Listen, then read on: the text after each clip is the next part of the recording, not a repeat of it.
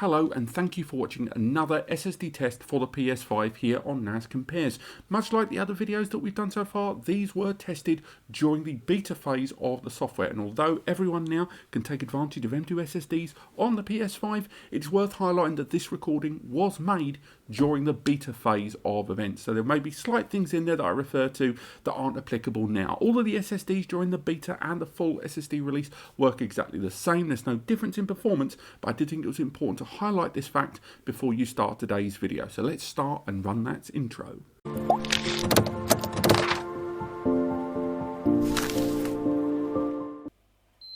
Hello and welcome back, and it's time for another SSD test on the PS5, but with a slight twist today.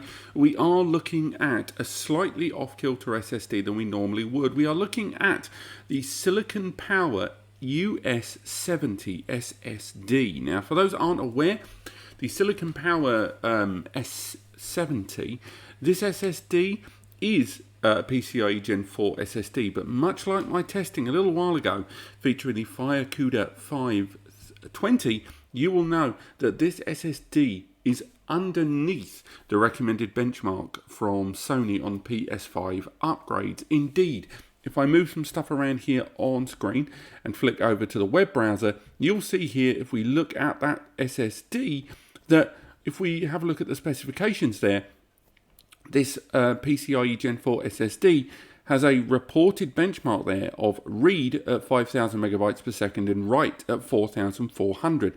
Now that read is really the concern here, because if this is underperforming, then there's every possibility that the PlayStation 5 games won't run to their best capacity. So why on earth would you consider an SSD like this? Well, first and foremost, because the price point is particularly good for a PCIe Gen 4 SSD. For a 1,000 gigabyte or 1 terabyte, you can pick it up for £159. And if you compare that against the Firecuda 520 at £172, or even the 530 at £269 right now, that is a lot of difference. There's a lot of reasons why a number of users might go ahead and go for these slightly more affordable SSDs, and then if the PlayStation can at least play them, as we may find out very shortly in the testing, then they consider it potentially as an option. Me personally, I wouldn't recommend taking advantage of SSDs that are underneath the recommended minimum by PlayStation themselves on their consoles now. We've already done a hardware review on this SSD, but I will say that the endurance factor on these SSDs, along with the Phison E16, key point there, not E18 but the E16 SSD, still mark this as a very good SSD in terms of architecture there. It's got your 5 years of warranty, it's got lots of information available to you from the brand. It's a lesser known brand, of course, but the architecture is still pretty good there, and it does take advantage of 96 layer NAND as well.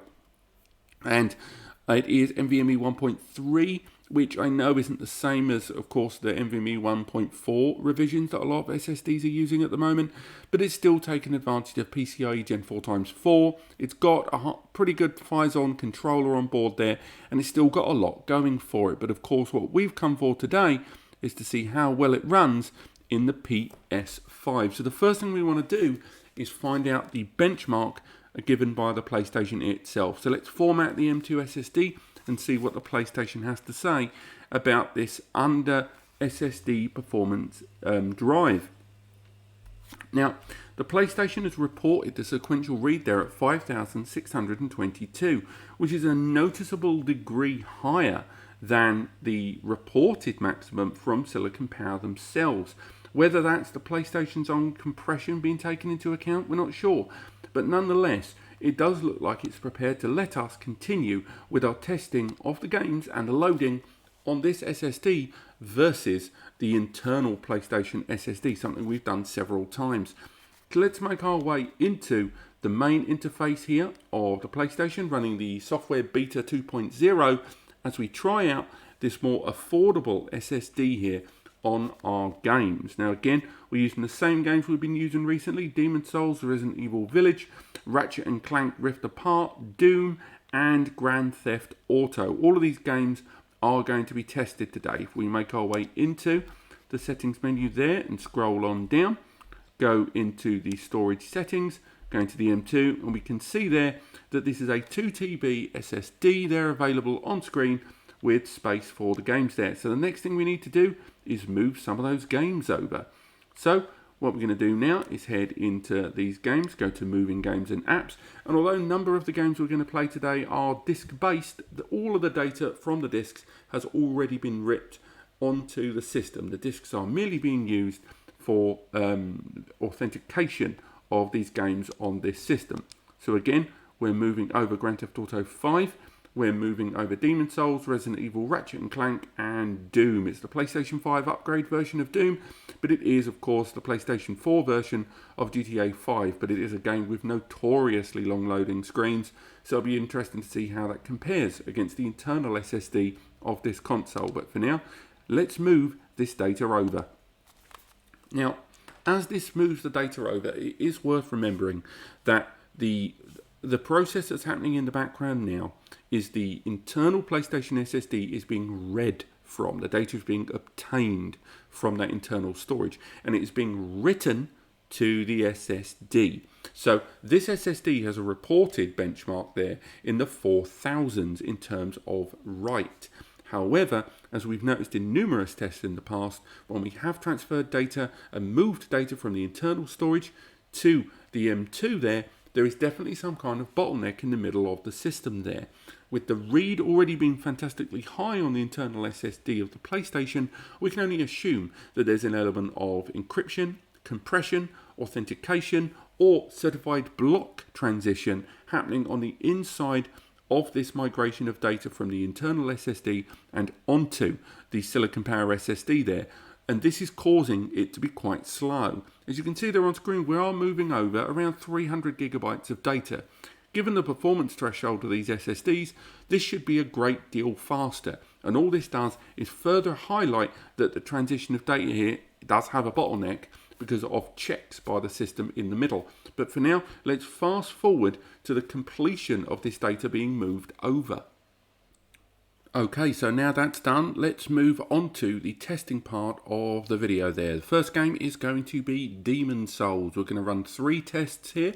We're going to be loading from the title screen and into the game in offline mode.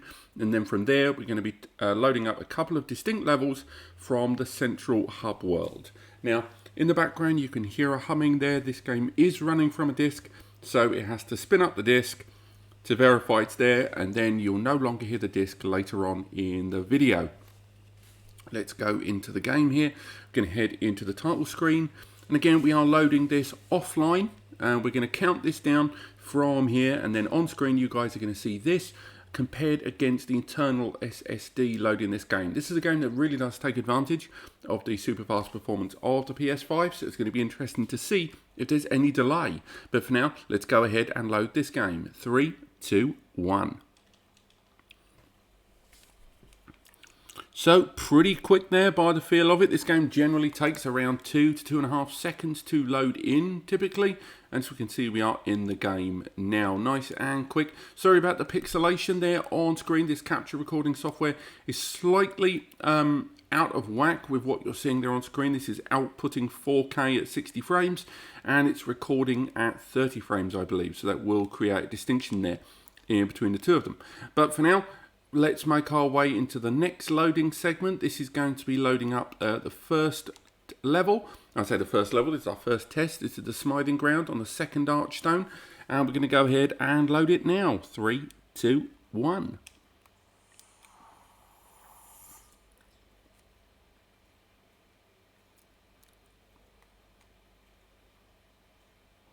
And we're in the level. Here we go. We're in the Smithing Grounds here. And things seem to be fairly standard as we've seen before. Game's running at a nice normal pace there. We've got going on there. This guy's hopefully not going to hit my character with a boulder too hard. Again, I know when we transition into darker areas of this game, that will affect the pixelation you guys see there on screen, but the world is all nicely developed there. I think that's absolutely fine there.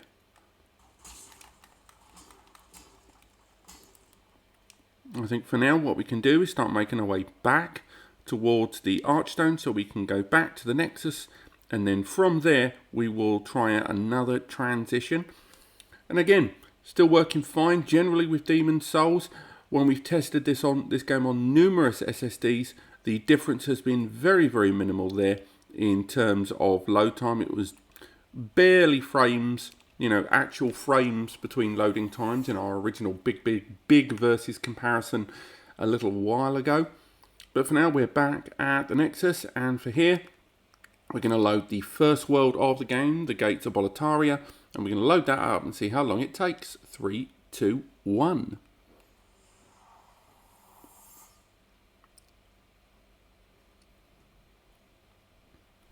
And we're at the start of the game. That felt nice and snappy. It felt as quick as we've seen previously. I think for now, that's absolutely fine. No doubt on screen you've seen me more run past these guys, but I thought just for a change we'll mix it up a little bit. But again, we've got the whole world generated here. It's quite a large landscape. All of that created there. And again, it's fairly straightforward. Again, we've got the world creation. It's loading. There's no drop in frame rate there. It's still absolutely fine.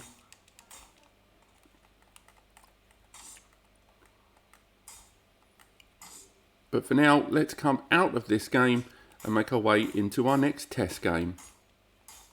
Next up, we've got Ratchet & Clank Rifts Apart. Again, we are loading this game directly from that Silicon Power M.2 SSD, the US70. And we've got 2 save games to load here that we're going to be comparing against the internal SSD. First and foremost, we're going to go for right at the very start of the game. We've got lots of asset building there. And without further ado, let's go straight into it. 3, 2, 1. Oh, that felt the tiniest pinch slower. Maybe it won't be the case in the edit, but again, it feels like that was a pinch slower. We're on the bit where we're waiting for the transition, the semi-rail section here. And again, seems to be running fine there.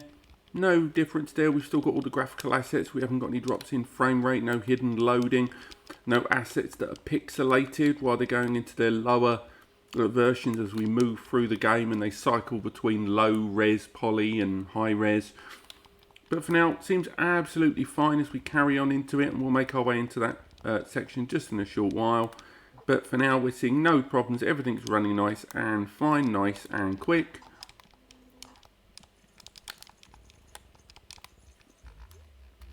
And again, still running fine. All of this section here, all of this creation here in the background, it's still an incredibly pretty game, and it's running just as much as we would like it to.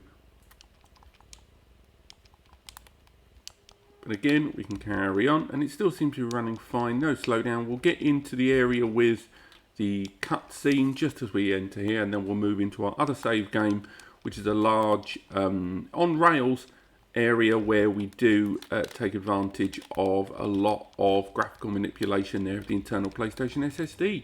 Or no, the M.2 SSD I should say on this occasion. But for now, that works fine for me. Let's come out of it and try the other save, stuff that we've done in the other videos.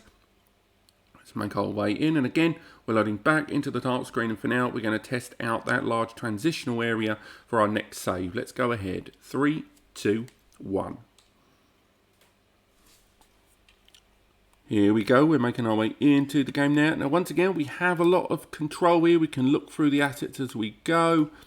Again, we've got control to a degree. We can move around, rotate the camera as well, and find out a little bit more there as we go through and cycle through the options. But it seems to be running fine. We've still got elements of control, but this is still an online section. Regardless of whatever way you look at it, we have control over this dragon creature, whatever we're going to call it.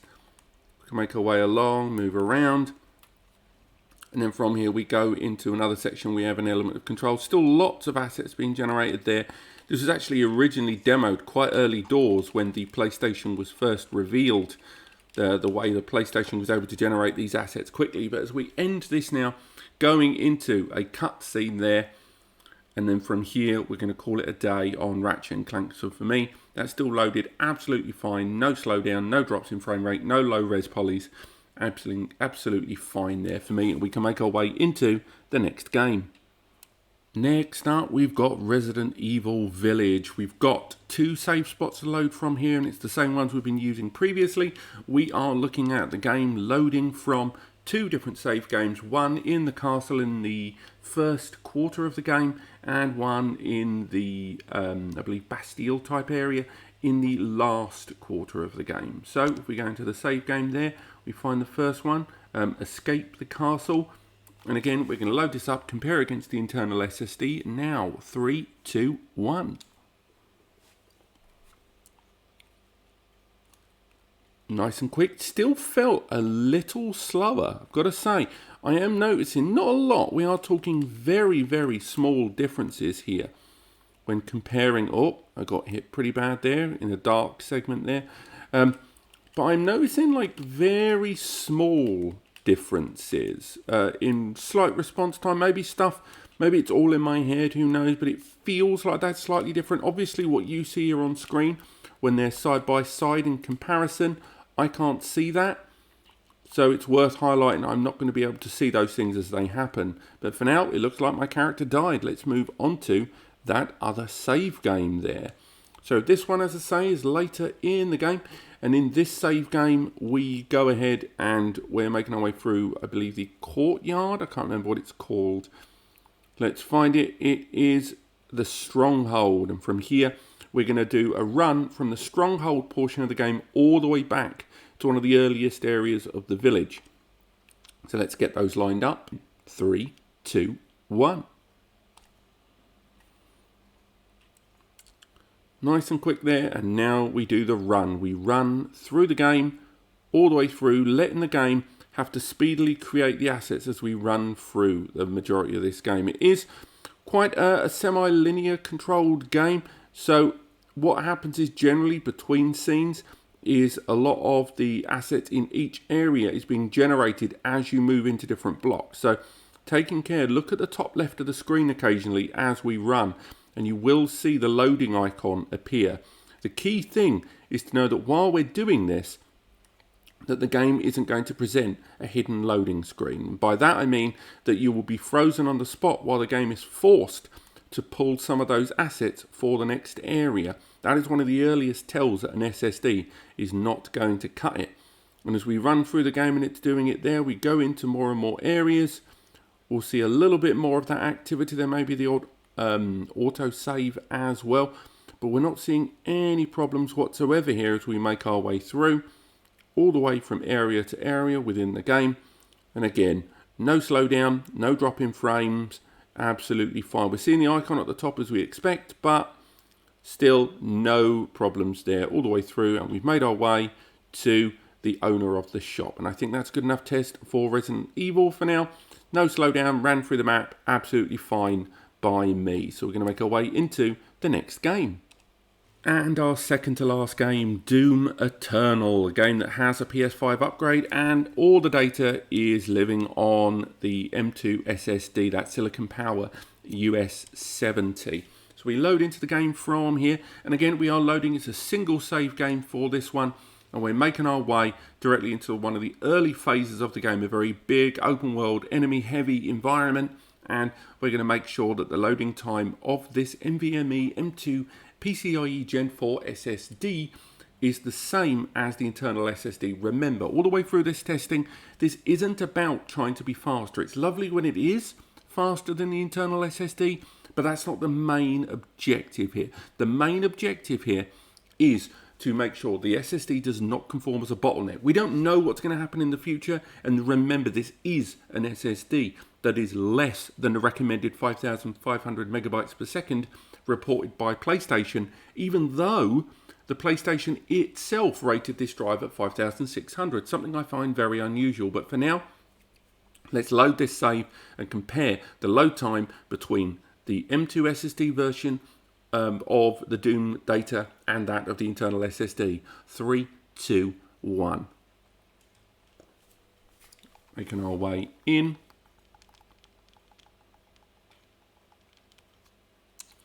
That felt pretty quick, I'd say. And we're making our way into the game. And no slowdown at all. We've still got all the enemies doing their thing. No low res polys again. So we're doing absolutely fine. And I'd say for now, I'm happy with that.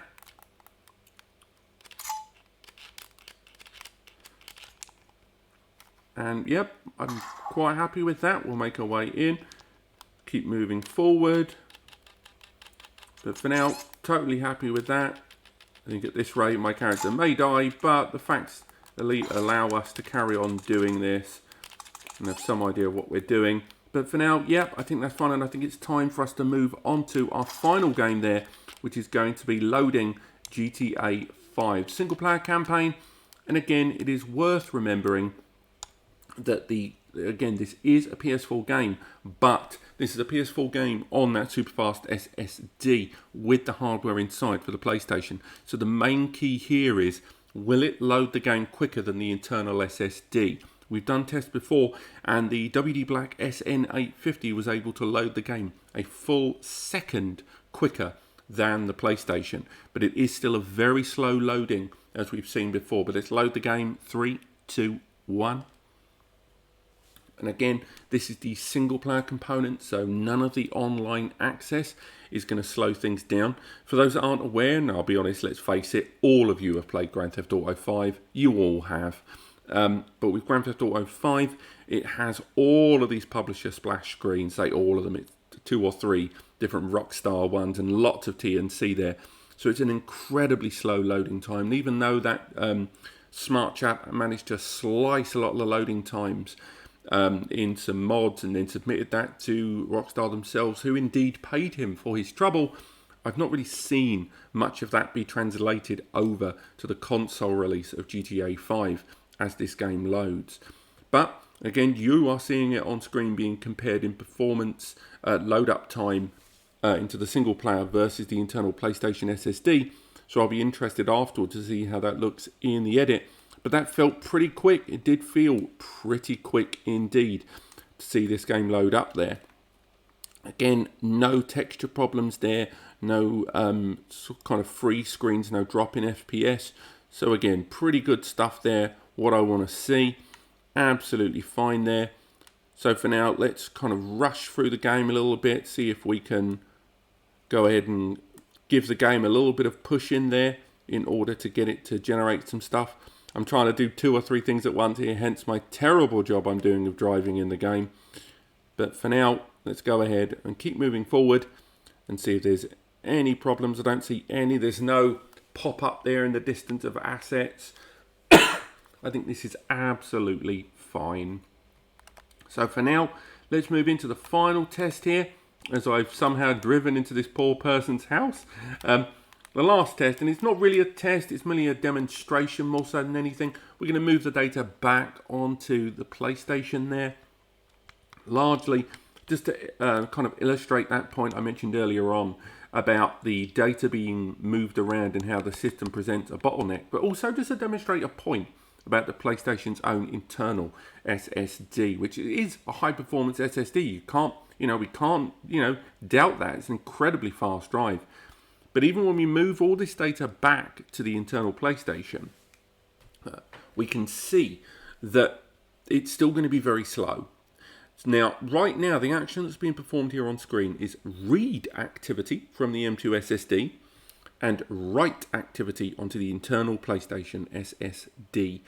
And the data is moving even slower than before. In earlier tests, when we were transferring around about 230 gigabytes of data, it would take 8 minutes to transfer that data over from the PlayStation to most of the new gen SSDs, but it would take 16 to 17 minutes to move it back to the PlayStation.